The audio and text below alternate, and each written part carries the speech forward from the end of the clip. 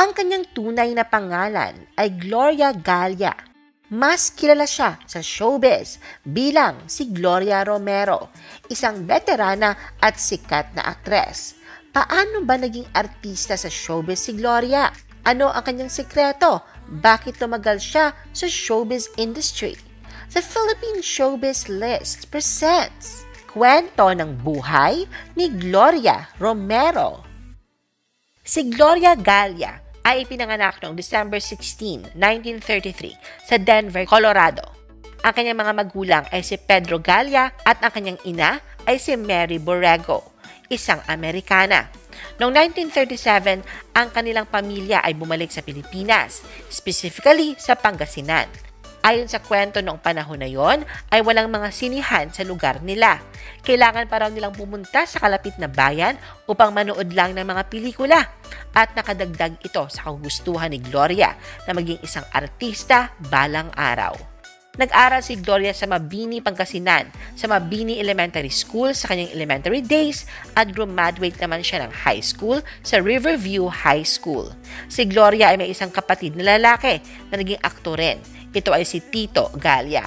Eventually, nakilala ni Gloria ang isang aktor habang gumagawa siya ng pelikula, si Juancho Gutierrez, at na-in-love siya dito. Kinasal at biniyayaan sila ng isang anak na babae.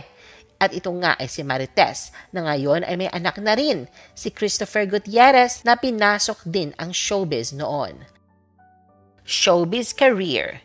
Dahil sa kanyang tsuhi na si Nario Rosales, isang chief editor noon ng Sampaguita Studios, naging madali lang kay Gloria na makabisita sa mga movie sets. Nagsimula ang kanyang career bilang isang extra sa Sampaguita Pictures bago mapansin sa Kasintahan sa Pangarap noong 1951 kasama sina Pancho Magalona at Tita Duran. Noong 1951, marami pang sumunod na mga maliliit na roles si Gloria, gaya ng role niya sa Bernardo Bughao. At sa wakas, sa kanyang panglimang pelikula sa Ramon Selga, nakakuha na siya ng speaking part bilang isang nurse. Lumabas din si Gloria bilang anak na babae ni Cesar Ramirez at Alicia Vergel sa Madam X noong 1952. Ang mga producers ay inintroduce si Gloria na may bagong more dramatic name, ang Gloria Romero. Nakuha niya ang kanyang unang memorable role sa Palasig noong 1952 kasama ang heartthrob na si Cesar Martinez. Ngunit nakuha niya ang kanyang lead role sa Monghita noong 1952 kasama si Oscar Moreno that cemented her bankability and popularity. Noong 1953, ginampanan niya ang pagiging anak ni Carmen Rosales sa May Umaga Pang Darating. Si Gloria ay nakatrabaho ang maraming leading men, sina Ramon Revilla sa Apat na Taga noong 1953, Fred Montilla sa Recuerdo noong 1953, Pancho Magalona sa Musikong Bumbong noong 1954, Rick Rodrigo at Luis Gonzalez sa Pilya noong 1954, Dolphy sa Dalagang Ilocana noong 1954, kung saan napanalunan niya ang Filipino Academy of Movie Arts and Sciences Best Actress Award. Ito ang kanyang unang major award. Lumabas rin si Gloria sa long-running television sitcom na Palibha sa Lalaki noong 1991. Napasama rin siya sa soap opera na Familia Zaragoza noong 1995. Loves Ko Si Babes noong 2000, Sa Dulo ng Walang Hanggan noong 2001 at Sana'y Wala ng Wakas noong 2003. Isa rin sa naging horror films niya ay Ang Bahay ni Lola noong 2005 at Shake, Rattle and Roll noong 2005. Awards and recognitions. Umabot na ng mahigit 60 years ang karera ni Gloria sa showbiz. Si Gloria ay nanalo ng mga awards bilang Famous Best Supporting Actress noong 1989 sa pelikulang Nagbabagang Luha at Famous Best Actress noong 2001 para sa kanyang pelikula na Tanging Yaman. Best Supporting Award galing sa Film Academy of the Philippines para sa Saan Nagtatago ang Pag-ibig noong 1987. Siya ang first ever recipient ng Lifetime Achievement Award mula sa Movies and Television Review and Classification Board or the MTRCB.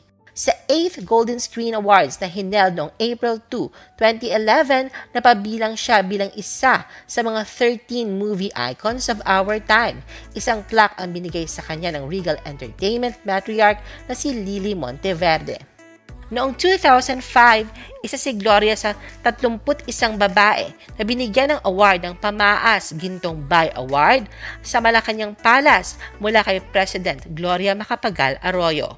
Noong 2007, napasama siya sa Yes Magazine's 100 Most Beautiful Stars in the category Staying Power at sa Yes Magazine's 100 Most Beautiful Stars for 2009 issue in the category The Venerable. Noong October 18, 2009, she was awarded ng Huwarang Bituin ng FAMAS Award or FAMAS Model Movie Star for her durability as a movie personality. She was honored as a Gawad Parangal sa mga ginintoang bituin ng pelikulang Pilipino sa La Consolacion College, Manila noong March 15, 2010 and celebration of the National Women's Month. Sa 27th Annual Gawad Urian, pinakilala siya bilang natatanging Gawad Urian Award for the Lifetime Achievement. Ang award ay nagsisimbolo bilang ang most versatile at exemplary contributions na pinakita niya sa industry bilang aktres, bilang tao para sa kanyang maraming attributes sa pagiging woman of grace, beauty, style, bearing, character, and for aging gracefully. Noong 2018, Gloria Romero blew past her competition in the Metro Manila Film Festival nang manalo siya ng Best Actress para sa LGBT theme movie na Rainbow Sunset. During sa awarding ceremony, sinabi ni Gloria na, "Nanginginig ako. What a pleasant surprise. Alam nyo, napakagandang regalo nito. Pamasko ko na ito. Salamat po. Hindi ko akalain sa edad kong 85 years old, makakatanggap pa ako ng ganitong award." Noong March 2021, tinanggap ni Gloria ang Ilaw ng Industriya Award sa 5th Film Ambassadors Night 2021. Natanggap niya ang award for serving as a veritable matriarch sa film industry at bilang inspiration sa generations ng film actors. Gloria's longevity. Sa loob ng maraming taon sa industriya, si Gloria ay nakagawa ng nearly 200 films at TV shows sa iba't ibang studios at networks kasama ang Sampaguita Pictures, LVN, Leia Production, Regal Films, GMA Films, and Star Cinema, as well as independent films. Si Gloria man ay hindi naging superstar noong 1950s, ngunit naging simbolo at inspirasyon siya, especially para sa mga younger generation na hindi lang inadmire ang kanyang tagal sa industry, kundi dahil she is worthy of her accomplishments, na fit lang na tawagin bilang queen in the Philippine movie industry. Hindi siya makakasurvive sa kanyang mahabang career kung hindi dahil sa kanyang mga unforgettable characters na pinortray sa maraming mga pelikula. Kahit sa ugly at ang glamorous roles, she excels at hindi inisip kung maniniwala man ang mga manonood of the beauty she projects on the screen, even in the most horrible roles. Ang ganyang ganda at fresh face had always left us in awe. Ito ang magic na sinishare niya kung pinapanood ng mga viewers ang kanyang mga pelikula. Wife and motherhood. Isa sa mga nagpapatunay sa dedication ni Gloria ay ang kanyang asawa na si Juancho Gutierrez na kahit nagkahiwalay sila ng mahabang panahon, binalikan niya ito at inalagaan kahit na nagsuffer ito sa stroke at naging paralyzed. Noong 2006, namatay ito sa multiple organ failure. Pero maliban sa pagiging matagumpay sa kanyang crafts, sinabi ni Gloria na ang kanyang real pride at honor ay ang kanyang pamilya. Tinanong si Gloria sa kanyang experience sa pagiging ina sa kanyang anak na si Marites at bilang lola sa kanyang apo na si Christopher. Nang hiningan siya ng advice tungkol sa motherhood, sinabi niya na naniniwala siya na hindi niya kayang makontrol ang mga anak. Kailangan na makinig ang magulang sa mga anak. Kahit na kailangan na respetuhin ng anak ang mga magulang, ngunit ayon kay Gloria, kailangan din na respetuhin ang mga anak. Anya, if they want to say things, we have to listen. Hindi pwede na binabara natin sila because yes, they can learn from us, but we can also learn from them. Kung paano sila nagiging stay close ng kanyang anak at apo, sinabi ni Gloria na kung paano niya pinalaki ang kanyang anak at apo ay hindi lang siya basta ina o lola, kundi isa ring kaibigan. Dahil sa pamamagitan nito, kaya nila makapag-usap sa kanya. Lalapit sila at sasabihin nila ang kanilang problema kahit daw na hindi niya tinatanong. December 2017, wala na raw mahihiling pa ang movie queen na si Miss Gloria Romero.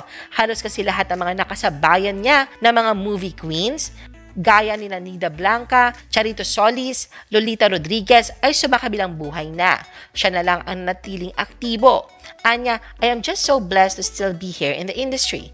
Nakakatuwa nga kasi ayaw nila ako mag-retire. For me, it's a blessing from God na nakaka-memorize pa tayo ng mahahabang lines sa script. Thank God for it talaga. December 2020, last year si Gloria ay ang favorite lola sa TV.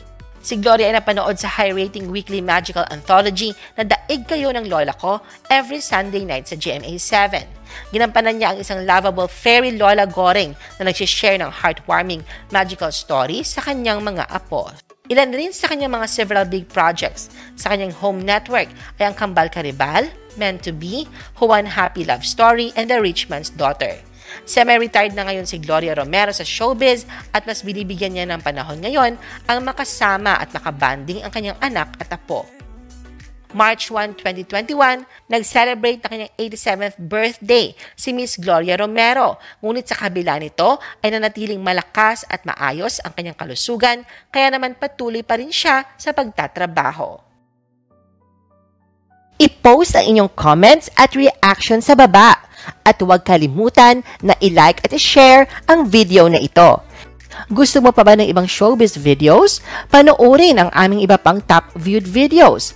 Para sa aming mga YouTube viewers, pumunta lang sa description ng video na ito o i-click ang link sa itaas ng screen. Para naman sa mga Facebook viewers, ay maaari ninyong hanapin ang mga link sa comment section ng video.